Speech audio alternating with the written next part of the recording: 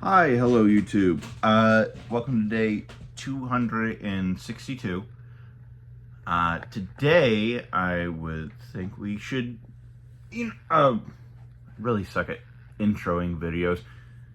Need to get better at that. It's been fucking 262 days. You think I'd be better? No. Welcome to day 600. 600. Shit, fuck. 262. Today we're going to be talking about Batman. There we go. So, in particular, we're going to be talking about the iterations of Batman suits and how I think that they correlate pretty well with the age of comics and the ages of Batman. For those of you who are wondering where I'm getting my sources are going to be from the Red Panda, comic historian, a few conversations I've had with my friends, and my own intermittent research. So if anything's said wrong, it's probably on my fault. So none of my friends, Red Panda or comic historian. So don't worry about that.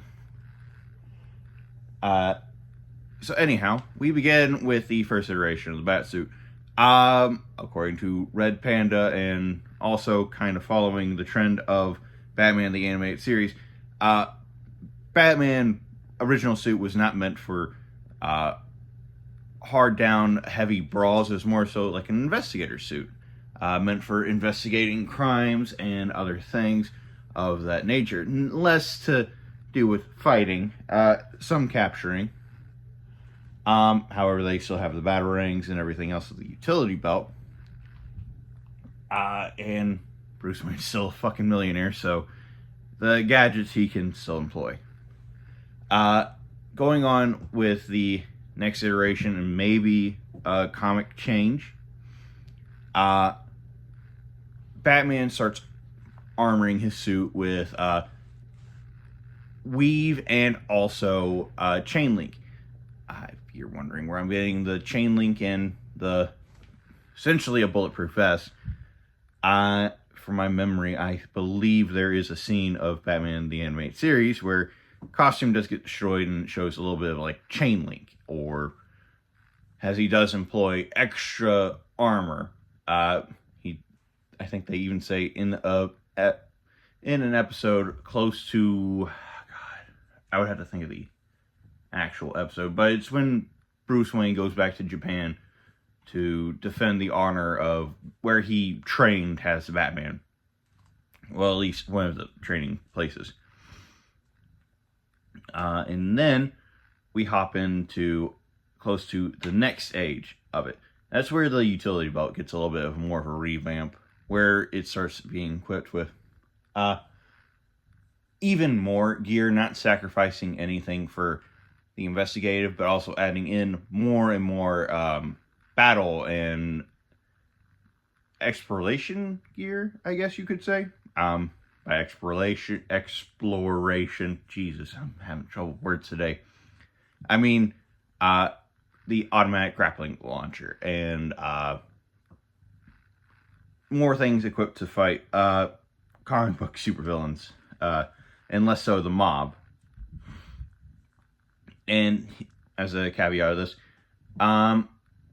he also increases how scary his suit actually looks. And then we get the infamous scene of where he changes it almost very quickly about Batman scaring a kid and that kid almost or maybe dying. I don't know. The ones I'm familiar with, the kid almost does. He is saved by Hal Jordan.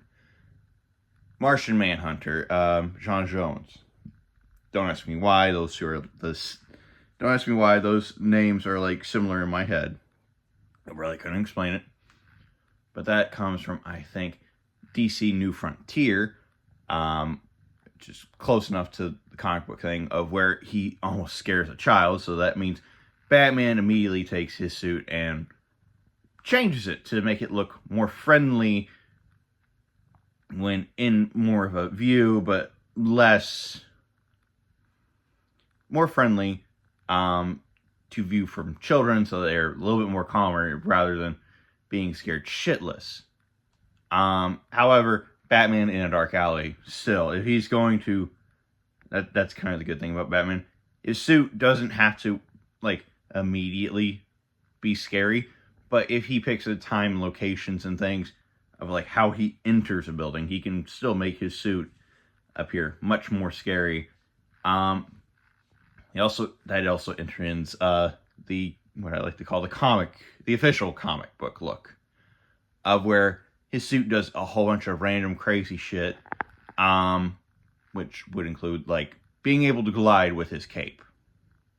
I think that would be a fair assumption that he would at that point put it in his cape. I'm kind of rambling now, and less so connecting it to like Ages of Comics, but Ages of Batman. And the Ages of Batman are kind of my own thing, I think. I'm sure somebody somewhere has a much better thing. Let's see, the next iteration of the suit, the JLA suit. When the Justice League of America gets formed, and Batman is one of the founders, or it's just the Justice League. It depends on where and when Batman really joins, but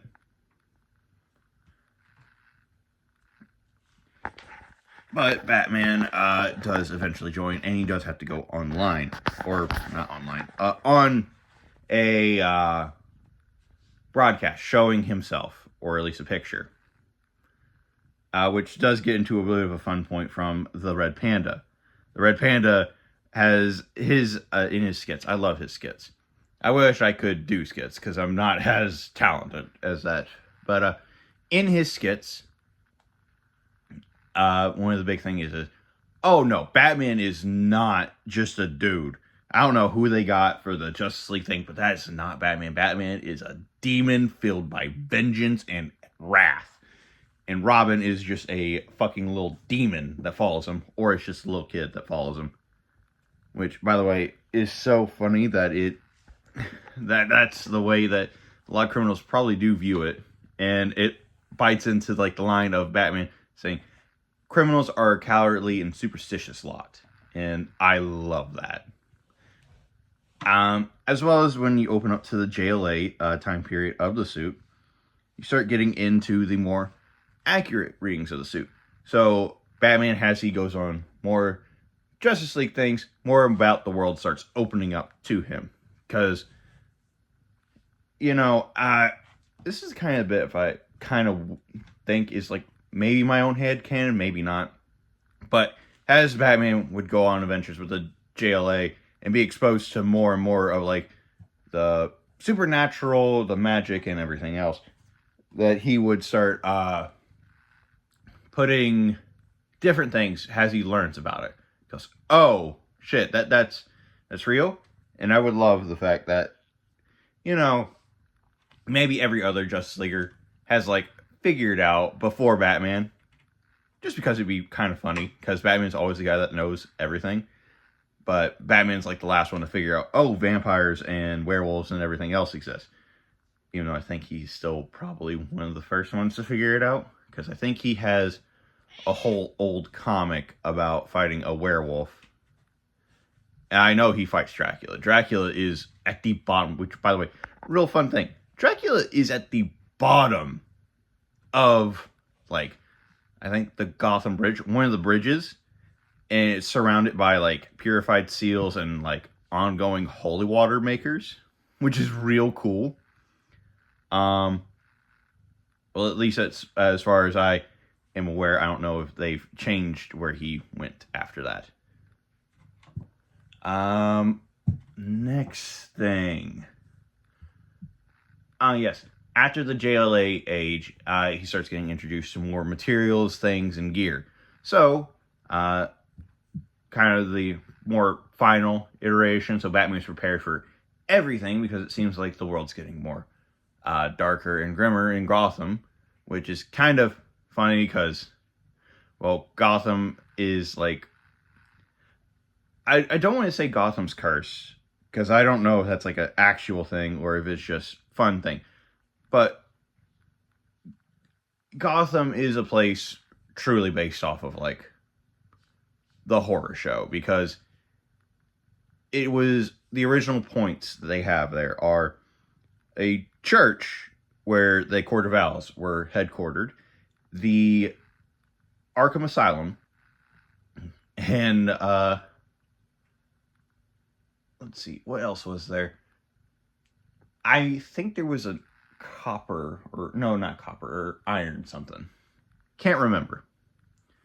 But anyhow, so Batman's ages of suits follow like a logical progression. This is like my headcanon of where it starts as detective going to fight more crime. It starts as detective going to fight more crime, and then goes into, okay, there's crazy shit happening. Oh, there's actually crazy shit. And File 1 is like, okay, been there, done that, need to accept everything and figure out my plans based on my own information and logic. Which the suits all accompany that kind of logical case. Anyhow, I've kind of rambled. I hope this video was, enjoyable or, funny to some people. Hell, maybe somebody somewhere is going to show this to a much bigger creator. That'd be kind of cool. But anyhow, your fun fact for the day. In Gotham, which I'm getting this fact from my friend Ricky, there actually is an entire order of, like, vampires that don't fuck with the Bat family because, well, Batman killed Dracula. And they don't want Dracula coming back. And there's a portion of them that do want Dracula to come back. But anyhow, in Gotham, it is just a normal thing for vampires to be there. So, hope you've all enjoyed. That's all you get in the next video. Bye.